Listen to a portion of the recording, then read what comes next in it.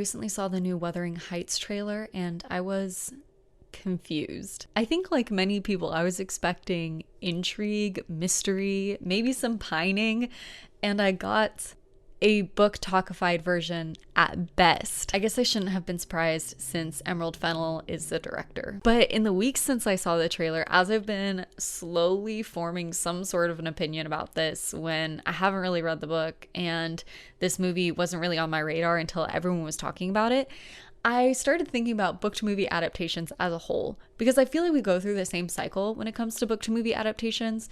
People are really excited about it and then they go and see it and everyone is debating whether or not it was actually faithful to the source text. And I just feel like everyone inevitably always says that the book was better. And I don't think they're wrong for thinking that the book was better, because oftentimes it is in some ways, but I also think there's a lot more nuance to it that no one ever really talks about. So let's talk about it. Because I think the biggest problem with book to movie adaptations is that it's just really trying to do the impossible. Books and movies are entirely different mediums, so naturally one is going to encapsulate a feeling better than the other, and it's not going to translate one to one. So let's talk about why this happens, why the adaptations are so often disappointing, and why we might actually just need to quell our expectations a little bit. First of all, hi, if you're new here, my name is Rachel, and I love books and movies, storytelling in general, and I'm just doing my best to think well about them. So if that sounds interesting and fun to you, please go ahead and subscribe to this channel.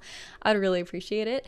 And comment down below what your favorite or least favorite book to movie adaptation is. Okay, so let's get into how books and movies are two completely different mediums, essentially different languages, and why that's going to impact the way that they're perceived. This topic is so interesting to me to think about because I love reading and I've been a lifelong reader, but filmmaking is like my dream medium. I just love the visual aspects of it, and I love how you can use so many tools at your disposal to create a story. So I just think that it's really interesting to see the differences between the two, and I'm not trying to say that one is better than the other.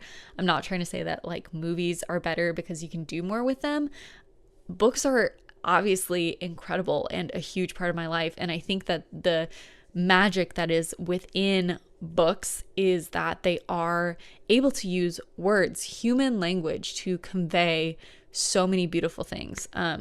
So I just want to get that out of the way.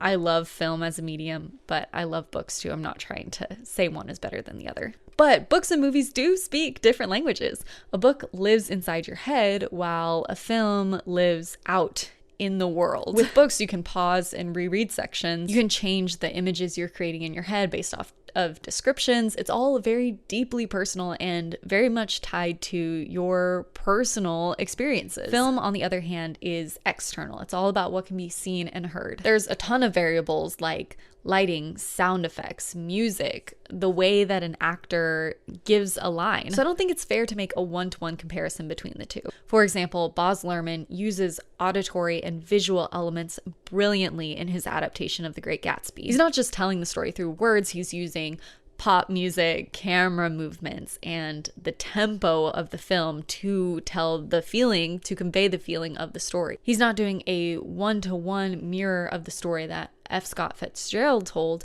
but he's using the tools at his disposal to convey that same feeling to his audience. He's also doing it in a way that is essentially his calling card as a director, which I'll kind of get into interpretations of story later, but that's just something to note. This movie is in the style of a Baz Luhrmann film. It's not just you're watching it and you're thinking, oh, this is The Great Gatsby. You're thinking, this is The Great Gatsby done in the style of Baz Luhrmann.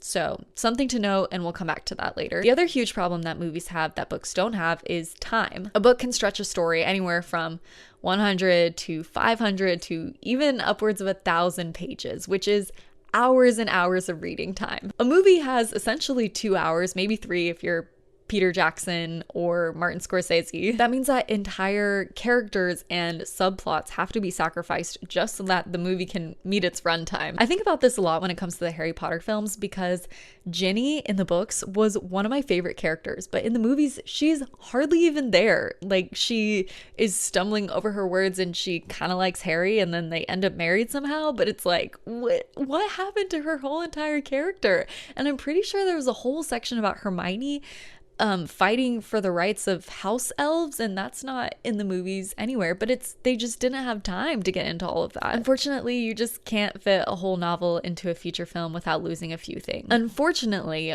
another huge factor influencing these adaptations is the studio system that we love. Not every adaptation is made out of love. Sometimes you get lucky and the writer is very intimately involved with the project, like Jenny Han on The Summer I Turned Pretty and To All the Boys I Loved Before, or J.K. Rowling with the Harry Potter series. But most of the time, studios are just taking a safe bet and adapting a story that is already popular, knowing that it's going to turn into a popular movie because people are already familiar with the story. The audience already exists and the marketing has essentially been done for them. And that's essentially why we see endless adaptations of Jane Austen books and why they're pretty much doing the same movies over and over again right now, but that's another video that I have on my channel, so you can watch that. But anyways, at the end of the day, the studios aren't making these books into movies because they love the book and they want to recreate the book. They pretty much just want to capitalize off of the good story that has been proven to do well with audiences. And then there's the problem of the chain of interpretation.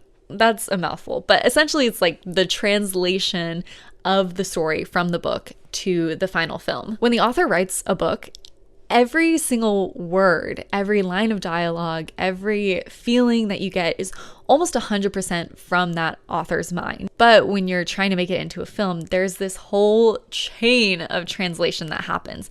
It gets adapted into a script, so you're going to lose some things along the way there. And then the director is going to sign on to the film, and they're going to get to have a huge hand in how the film looks and feels. And oftentimes, the directors will have very specific styles.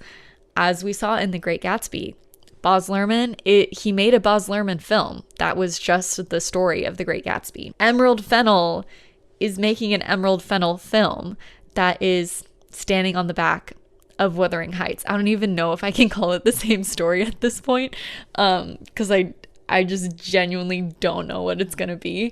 But apparently it's gonna be Wuthering Heights, but it's gonna be an Emerald Fennell film. And if you don't know who that is, she directed Saltburn, so that's all you need to know. Even past the directors, you have actors who are doing their best to interpret these characters.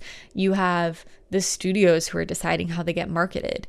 The cinematographers, the DPs who are choosing the lighting and the composition of every single shot. So all this to say, there's a lot of eyes, there's a lot of vision going into the final film. It's not just one person's vision that is getting 100% translated into what they wanted it to be. And when you're adapting a classic novel like Wuthering Heights, we're not only getting this gap between different people's vision, we also have a cultural gap, a time gap. There are hundreds of years between when the book was written and now as it's being adapted in 2025. And I think an interesting argument that I've seen for Wuthering Heights is that they're trying to make it as scandalous as it would have been to its original audience.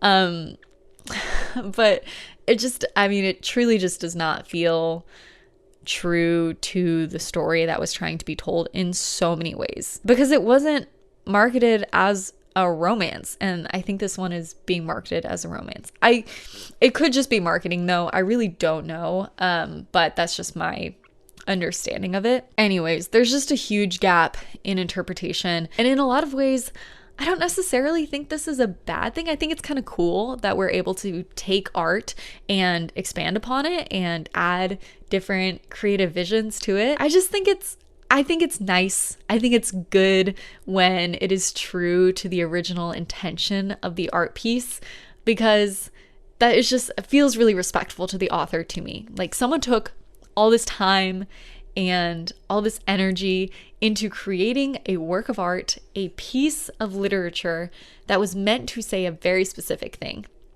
So I think it's really great when a director, a screenwriter, a studio takes that story and does their best to stay true to that story. It's trying to convey a very specific message. Every single book was written to convey a very specific message. And when the movie seems to stray away from that original message, that original core to the story, I think that is the main problem, the biggest problem with book to movie adaptations. And that's honestly just my biggest issue with what I've seen with Wuthering Heights. And a lot of these adaptations, even with Persuasion, the character of Anne Elliot is just so different from the original character, and we lose so much. So I guess what I'm trying to say is, at the end of the day, I love movies. I love watching movies, and I think they're able to do something really fun and really cool and have a creative vision that books are not able to do in the exact same way. But books are able to explain a story in a much more thorough way and just a different way than movies are able to. So I think they're two very different mediums, and I think we shouldn't judge movies too harshly because they're not able to fully encapsulate every part of the story that books are. However, I do think that they should stay true to the original intention of the author and the original story that the author was trying to tell. I just feel like that's respectful. I feel like that is the right thing to do justice by the storyteller and by the story. But that's just me. Let me know what you think in the comments below, and I hope to see you next time. In the meantime, go enjoy some good stories and aspire to think well about them. Bye. Do I love Margot Robbie? Yes. Do I feel sad that she's in this movie? Yes. Do I think they should have gotten unknown actors for this movie? Yes. Do I think that Jacob Elordi is the wrong choice for Heathcliff? Yes. Have I even read Wuthering Heights? No.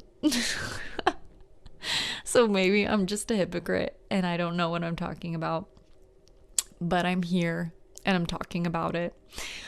And now, because I'm here and talking about it, you have a space to talk about it in the comments. So go ahead and have your discussions in the comments. Okay, I'm gonna go now. Bye.